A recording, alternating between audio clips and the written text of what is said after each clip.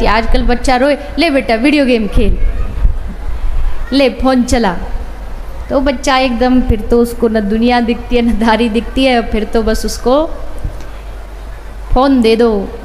बच्चों को बहुत पता नहीं किसने सिखाया है ऐसी संस्कृति। आज ही मैं एक सुबह एक वर्चुअल इंटरव्यू था एक, तो उसमें सब छात्र जुड़े हुए थे, तो बोल रहे थे कैसे माता पिता को क्या करना चाहिए। मैंने कहा देखो, माता पिता होना भी एक आर्ट है। माता पिता बनना कोई आसान नहीं होता है, लेकिन इस आर्ट को हर किसी को निभाना नहीं आता है। कैसे बच्चों का पालन पोषण क्या करे, क्या सिखाए।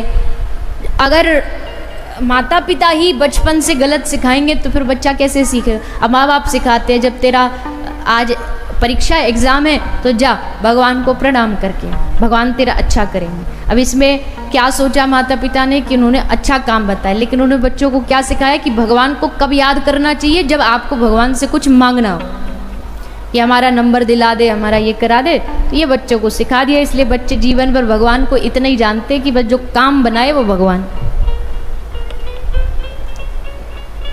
तो थोड़ा सा समझदारी दिखानी चाहिए बच्चों को। आज का भविष्य जो है वो बच्चे ही है, तो बच्चों के साथ क्या करना चाहिए क्या नहीं करना चाहिए, इसके लिए कोई कॉलेज तो है नहीं, कोई यूनिवर्सिटी तो है नहीं माता पिता के लिए, लेकिन हमारे महापुरुषों ने एक सबसे बड़ी यूनिवर्सिटी दी है, सत्संग। रामचरितमानस, भगवत गीता, श्रीमद् भागवत, उसको पढ़ो और उसको पढ़ करके बच्चों को फिर संस्कारवान बनाओ। तो यशोदा मैया तो दर्शन नहीं करा रही, तो ठाकुर जी ने सोचा कि चलो अब अपना अस्त्र छोड़ा जाए।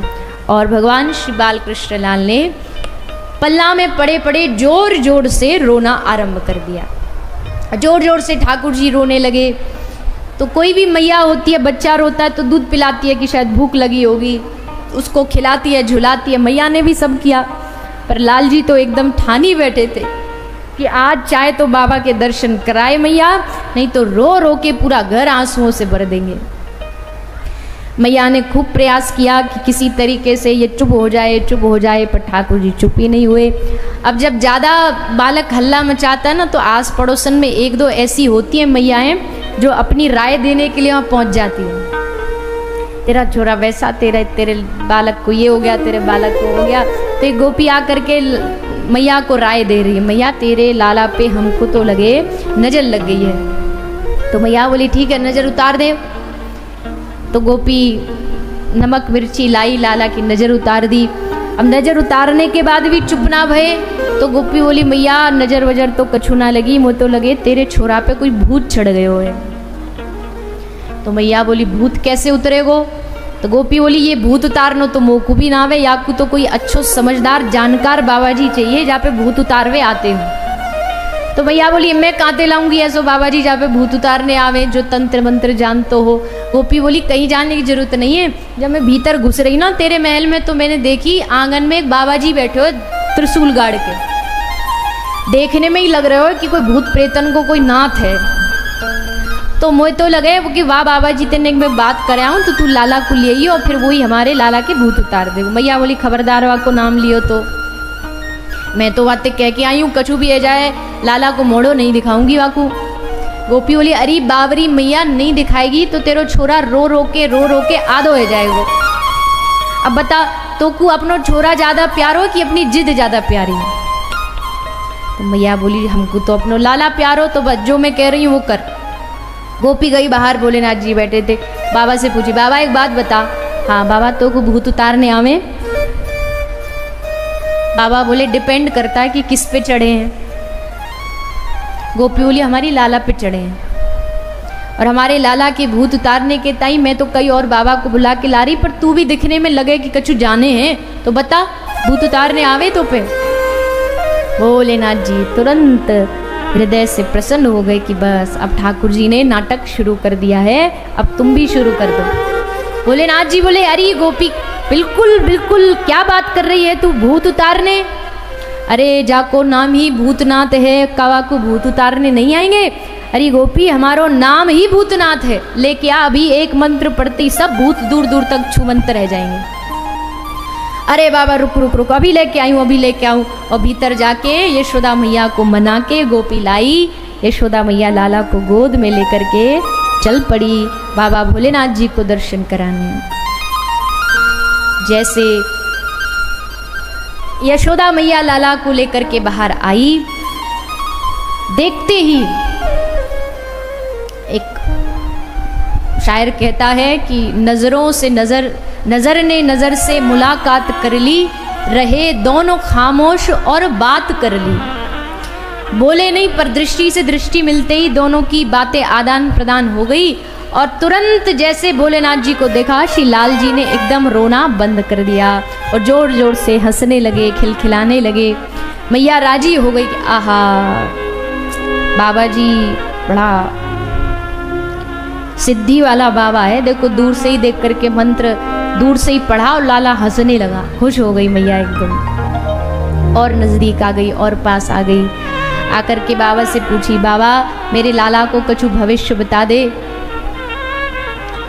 तो बाबा ने लाला को भविष्य बतायो, सब बतायो कि तेरो लाला इतनो बड़ो व्यक्ति बनेगो, या के सोने के महल होंगे, ये होगो वो होगो। तो यशोदा मैया बोली, बाबा ये सब बातन ते मेरे कोई लेनो देनो ना, मेरे काम की बात बता। बाबा बोले, तेरे काम की बात कौन सी है मैया? ले मेरे काम की तो ये बात है कि तू ये बता मेरे छोरा को ब्याह कब होगो। बाबा बड़ी जोरते हंसवे लगे। अरे बावरी मैया कितने दिन को है तेरो लाला? बोले 4 दिन को है। 4 दिन ती तो चिंता लगवे लगी कि ब्याह कब होगो? अभी जन्म भयो ना, पेट ते निकलो ना, अभी ते तो कुया को ब्याह करनो है। मैया बोली, ना ना बाबा वो बात नहीं है, पर कहा करूं सारी ब्रज की गोपियां ते कलुआ कलुआ कलुआ कह के बुलावे, इतनो कारो है मोह को तो डर लगे, पतो ना को ब्याह होगो कि नहीं होगो। बाबा बोले, अरे मैया 1 नहीं 2 नहीं 10 नहीं 20 नहीं 50 नहीं 100 नहीं 1000 नहीं 10,000 नहीं 16,000 ब्याह होंगे तेरे छोरा के। 16,108 बहू आएंगी मैया तेरे घर, इतिहास में आज तक कहीं की ना आई होंगी। भैया हंसवे लगे। अरे बाबा सुबह सुबह तो को मैं ही मिली का बावरी बनाने को, गंवार हूँ, गांव की गोपी हूँ, पर इतनी भी गंवार नहीं हूँ कि एक आदमी की 16,108 बहू होए का। अरे बाबा तो को सुबह सुबह मजाक सूझ रहे हो। मैया ने सोची कि बाबा मजाक करो। मैया को कहा पतो कि ये 16,108 ब्याही होंगे इनके। मैया मजाक में उस बात को ले गई विनोद में, और बाबा भोलेनाथ ने तो सच्चाई बता दी, पर मैया को वहाँ पे यकीन ना भयो। अंत में भोलेनाथ जी मैया के लाला के दर्शन करके उनको प्रणाम करके और वहाँ से विदाई लेके अपने कैलाश को वापस आ गए। फिर भगवान श्री कृष्ण की छठी पूजी गई। छठी पूजन हुआ तो पूतना आई, एक दैत्या जो कंस ने ही भेजी थी, क्योंकि कंस को पता था देवकी का 8वां पुत्र उसका काल होगा। लेकिन जब वसुदेव जी और देवकी के पास से कंस लेकर के आया तो वो बेटा था नहीं, वो बेटी थी। वो भी हाथ से छूट गई, योग माया हाथ से छूट गई। और आकाशवाणी में योग माया ने कहा कि कंस तेरा काल कहीं और जन्म ले चुका है, मुझे मार के क्या कर लेगा तू। तो अब कंस भयभीत है, कहाँ ढूंढूं देवकी के पुत्र को। तो पूतना नामक एक दैत्या को बुलाया और कहा कि ब्रज में अभी अभी जो नवजात बालक हैं 10-15 दिन के भीतर भीतर जिन्होंने जन्म लिया, सबको जाके मार दो। कंसेन प्रहिता घोरा पूतना बाल घातनी। बाल घातनी पूतना चल पड़ी और ब्रज के सब बालकों को मारती मारती पहुंच गई नंद महल। नंद घर पहुंची, यशोदा मैया लाला की गोदी में लेके बैठी तो जाके चिल्लाई, अरे ओ मैया बधाई हो यशोदा मैया। अरे मैया इतनी आयु में जाके लाला भयो तो पे लाला कछु पालन पोषण करनो आवे कि नहीं आवे। मैया बोली, अरे सखी मैं तो टूटी फूटी जो भी मोकू आवे है बड़े बुजुर्गन ने सिखायो, सो बातें अपने लाला की सेवा करूं। उतना बोली, ना ना मैया तो कछु पालनो वालनो ना आवे, देख कैसे भूख के मारे छोटा छोरा को जो पेट है वो भीतर दसे जा रहे हो, जा लाला के ताई कछु लेके आ खावे के ताई। यशोदा मैया बोली, अच्छा लेके आऊँ लाला के ताई भी और तेरे ताई भी लेके आऊँ, तू मेरे लाला के दर्शन करने आई है तो बधाई में कुछ तो खाएगी। तो मैया भीतर गई लेवे के ताई, सोई पूतना लाला को गोद में लेके अपने स्तन में कालकूट विष भर के लाई है और उस विष को कृष्ण को पान कराने लगी। जैसे ठाकुर जी विष का पान कर रहे हैं, सोई लाला ने अपनी आंखों को बंद कर लिया, मीच लिया। जैसे कोई बच्चा दवाई पीता है ना, तो उसकी मैया कहती है आंख बंद कर, नाक बंद कर, पी जा गड़गड़। तो आंख बंद करके, नाक बंद करके ठाकुर जी पूरा विष पान कर रहे हैं।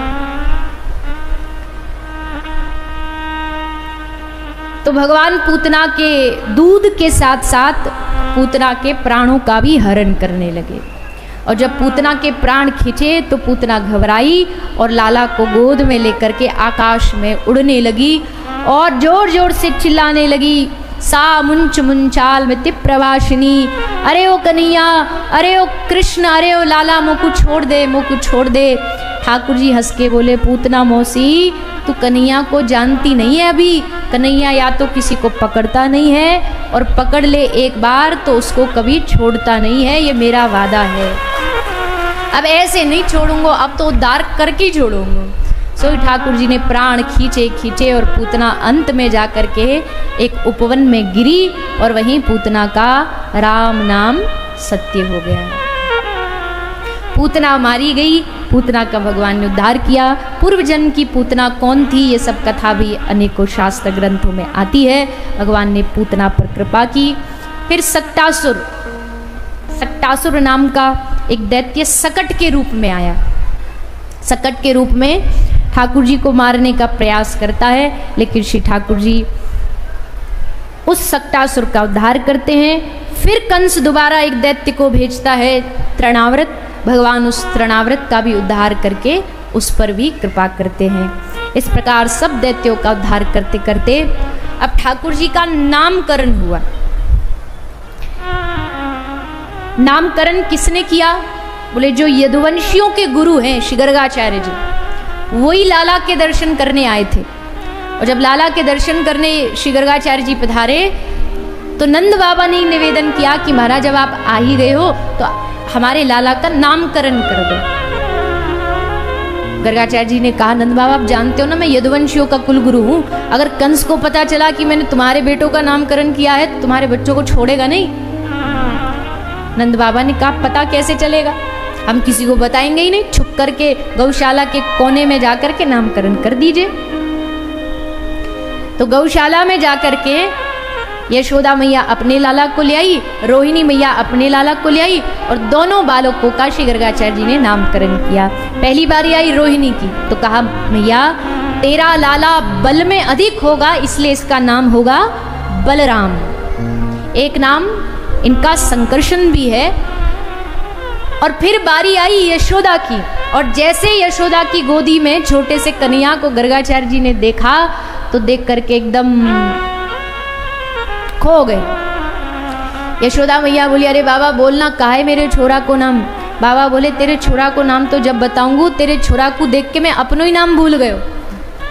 कहा नाम है मेरे मुंह को खुद ही याद नहीं है, तेरे लाला को का नाम। अरे बाबा ऐसे कैसे, तुमने या रोहिणी के छोरा को नाम तो रख दियो, मेरे को भी रखो।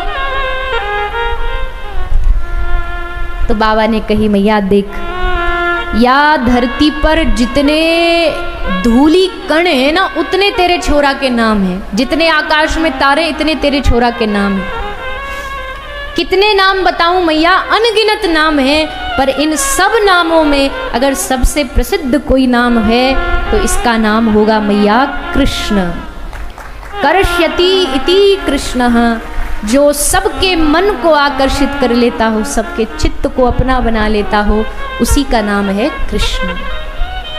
गायों का रखवाला होगा इसलिए इसका नाम होगा गोपाल। देवों का भी देव होगा, ये सबके हृदय में निवास करने वाला होगा, एक नाम गोविंद होगा, मधुसूदन होगा, और कुछ तो ऐसे भी नाम हैं जो भक्त अपने मन से बना लेते हैं। अच्छा, आपने कभी भगवान का एक नाम सुना है? सिलपिल्ले भगवान।